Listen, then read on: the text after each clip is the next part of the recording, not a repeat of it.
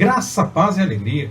A porção de hoje recomendada para a leitura da Bíblia em um ano no plano sequencial é Deuteronômio do capítulo 12 ao capítulo 15.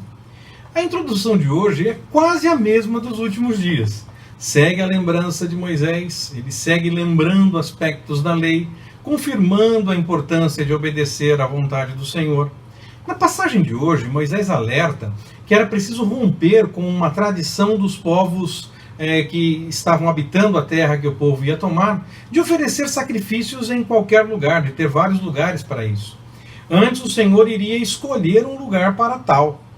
Com Jesus, nós aprendemos, na conversa que ele teve com a mulher samaritana, que Deus já não espera mais a adoração específica naquele lugar, de um lugar apenas. Mas no tempo da tomada da terra, no tempo em que a história está acontecendo do que nós estamos lendo, era para saber o lugar escolhido para tal e fazer apenas ali. Do que era oferecido, nós conversamos, havia o que era queimado totalmente. E havia também o que seria para alimento do sacerdote e dos seus. Bem como havia o que seria para o povo em geral, para quem ofertou de fato, como uma grande ceia comunitária. Nesse caso, era preciso observar a questão de santidade, a questão de pureza, estar limpo para poder participar dessa refeição. Mas se resolvesse fazer um churrasco em casa, não seria como a oferta, não seria a mesma coisa. Mas mesmo assim tinha que tomar cuidado em como preparar, o que comer, tomar todos os cuidados normalmente, só não seria como da oferta. E nesse caso, até mesmo o impuro poderia participar dessa refeição, porque em alguns casos o processo de purificação demorava alguns dias, então essas pessoas não iriam ficar tanto tempo sem se alimentar, a não ser que fizessem voto nesse sentido e estivessem decididas a fazer desse jeito, mas se não, era permitido comer desde que não fosse aquilo que era das ofertas de fato, aquele era santificado. Só quem estivesse puro poderia participar daquilo. Mas quem estivesse impuro e fizesse um churrascão em casa, até os impuros poderiam participar e comer ainda no processo de purificação, seguindo o ritual de acordo com a lei para isso. A questão de observar os frutos vem desde o Antigo Testamento. Jesus fala a respeito disso e o pessoal muitas vezes confunde observar frutos com julgamento. Mas essas são coisas totalmente diferentes. Jesus falou que um não pode, o julgamento, e falou que nós devemos sim observar os frutos. Então são coisas totalmente diferentes. No julgamento, nós podemos ter por culpado alguém que é inocente. E normalmente as pessoas levam em conta esse tipo de julgamento.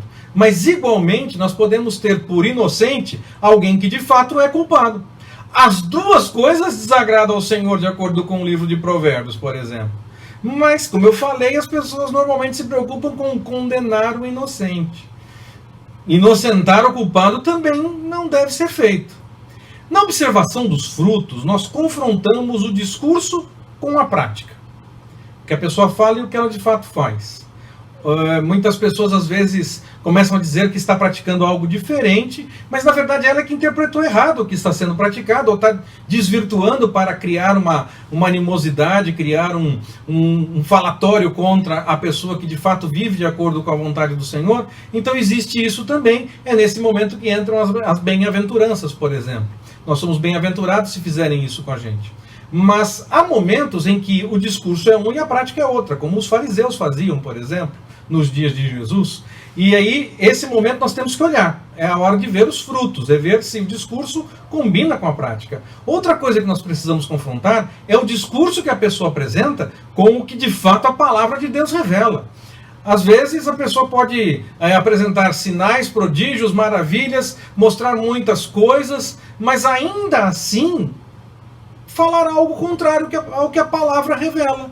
Falar contra o que a Bíblia nos mostra, o que a Bíblia nos ensina. E se a pessoa faz isso, ela não deve ser seguida. Nós não devemos seguir a esse como se ele estivesse falando em nome do Senhor, ou representando ao Senhor. Nós não podemos misturar essas coisas. É muito importante tomar cuidado com isso, ou a doutrina de Balaão, aquela que misturava tudo, segue em alta, misturando todas as coisas. Nós temos que tomar cuidado com isso. A lei falava a respeito de muitas coisas que poderiam ser comidas e coisas que não poderiam ser comidas. O porco ficou com a fama, é verdade, mas havia outras coisas que não poderiam também fazer parte do cardápio de alimentação do povo de Israel. De qualquer forma, Jesus já falou que o que entra, que o que contamina não é o que entra, porque esse, como Jesus mesmo disse, é eliminado. Jesus falou exatamente o que a biologia confirma e o que nós todos sabemos, o que nós todos fazemos. Então, na verdade, o problema não está aí, no que você come, então vai ficar contaminado. Jesus disse que o que contamina é o que sai do coração e passa pela boca, passa pelos pensamentos. Mas nos dias do texto que nós estamos lendo, havia sim, enquanto a história estava acontecendo, regras para o que poderia e o que não poderia comer. Então, era necessário observar todas essas coisas. Era também preciso cuidar das pessoas menos favorecidas. Existia casos até em que a pessoa não só precisava de ajuda, mas ela própria se vendia como escrava, como serva, por um tempo, e permanecia ao trabalho daquela pessoa, fazendo todo o serviço, para poder ter algum pagamento, alguma alimentação, e ela fazia tudo que tivesse que fazer. O texto até chega a falar que a pessoa fez muito mais do que...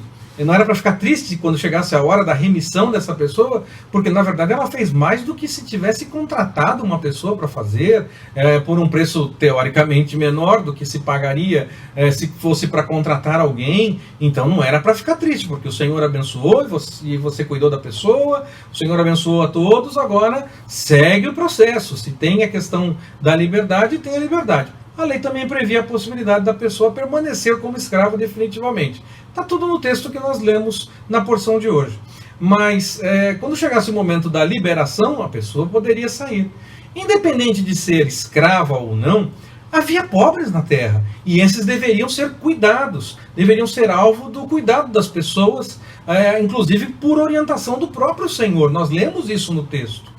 Seria interessante que nós tivéssemos pessoas que se preocupassem também com esses aspectos que a lei revela. Porque muitas vezes as pessoas se preocupam com aspectos que a lei fala a respeito de pecados. E que, a lei fala que Deus abomina isso e tudo mais, está escrito realmente na lei, e o Senhor realmente abomina, mas parece que a pessoa perde a liberdade de até se arrepender e mudar de vida. Parece que se tira a possibilidade da conversão em algum momento. Quando nós falamos a respeito dos pecados, nós apontamos para a mudança de vida que há em Jesus. Nós anunciamos a boa nova. O pecado nos leva para a condenação, mas em Jesus nós temos perdão quando nós nos arrependemos e aceitamos o sacrifício de Cristo. Essa é a boa nova, não é dizer você está condenado e vai para o inferno simplesmente.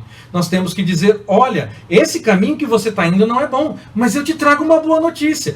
Há esperança para você, é possível mudar de vida.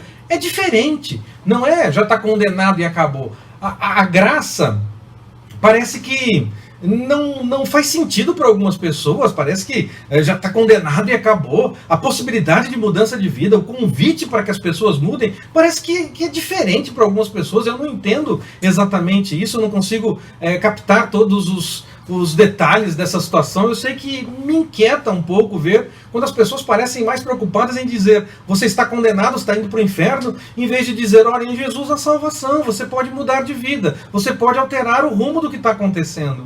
É estranho para mim. Para uns parece que o pecado deve ser aceito. Já que nós estamos falando dessa coisa de pecado, tem alguns que acham que o pecado deve ser aceito, que a pessoa, não, tem que deixar assim mesmo, não é bem assim, vamos rever, vamos fazer uma atualização. Não, de forma alguma, não se deve ser desse jeito. Jesus morreu por conta do pecado. Não vamos fazer isso não. Não tem sentido, senão não precisava ter acontecido o que aconteceu com ele. Mas outros até parecem querer impedir a possibilidade de mudança de vida, porque ficam só falando do pecado como se já estivesse condenado. Esses dois extremos de aceitar simplesmente o pecado, nós aceitamos o pecador. E convidamos esse a mudar de vida, porque pecadores somos todos nós. Alguns apenas já reconhecem que pecaram e que carecem de Deus. Outros ainda ficam tentando explicar que não é pecado, ou que não é bem assim, ou que não tem que se preocupar com Deus. Nós já entendemos que precisamos. Então, pecadores somos todos. Todos. Você, eu e todas as pessoas. alguns já reconhecem que carecem de Deus, que precisam de Deus para mudar de vida.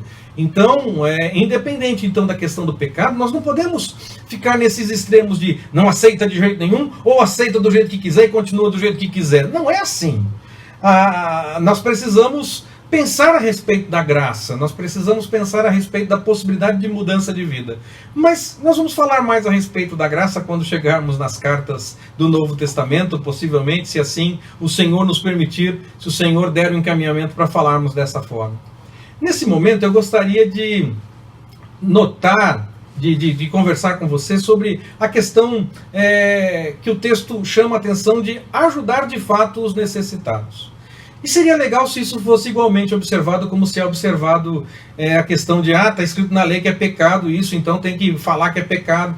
Seria legal se nós também pensássemos a respeito de cuidar dos outros, de cuidar do necessitado, porque às vezes a pessoa de fato está naquela situação porque cometeu pecado, mas há situações em que a pessoa não cometeu pecado e está também passando por problemas. Revés financeiro acontece com qualquer um. O sol nasce para todos, a chuva cai sobre todos, não tem diferença nesse aspecto. Então, nós precisamos de fato olhar com carinho para aqueles que têm necessidade e ajudar essas pessoas de fato. Claro, o poder público, o poder político deve pensar nessas coisas.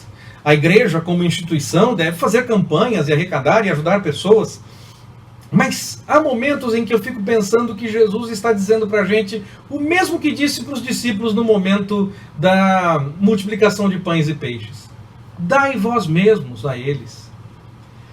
Nós precisamos também então entender a possibilidade de nós ajudarmos mais aqueles que de fato têm necessidade. Sem essa coisa de viés político, ideológico, mas pelo reino, para ajudar o ser humano, para cuidar da pessoa, como Jesus fez. Como Jesus fez. Ele não se preocupou apenas com as coisas da eternidade e nem de ficar só falando que era pecado e acabou. Ele deu comida, ele curou pessoas que estavam doentes, ele se preocupou com todas as esferas da vida humana. E a própria lei, como nós estamos lendo, já falava dessa necessidade de cuidar das pessoas, mesmo que elas estivessem com problemas financeiros. Nós precisamos parar para pensar um pouco mais a respeito disso e ir nessa direção de fato, nos colocarmos à disposição do Senhor para realmente ajudar as pessoas que têm necessidade. Que o Senhor nos mostre então como nós podemos ajudar e nos abençoe. Forte abraço, até mais, permitindo o Senhor.